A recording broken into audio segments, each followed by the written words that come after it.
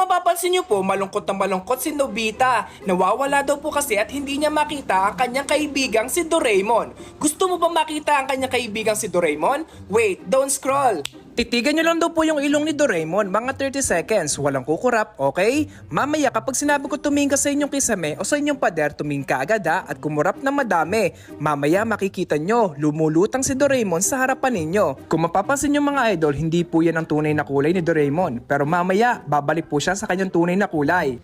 Yan na po, malapit na. Tara daw po mag-countdown. 10, 9, 8, 7, 6, 5, 4, 3, 2, 1. Tumingin ka daw po sa inyong kisame at sa inyong pader at kumurap na madami. Legit nga guys, tunay. Lumulutang sa harapan ninyo si Doraemon. Woo! Galing! Nakita mo ba? Comment nyo nga po at i-share ng video to sa mga friends nyo para makita din po nila si Doraemon lumulutang na sa harapan ninyo. Kya!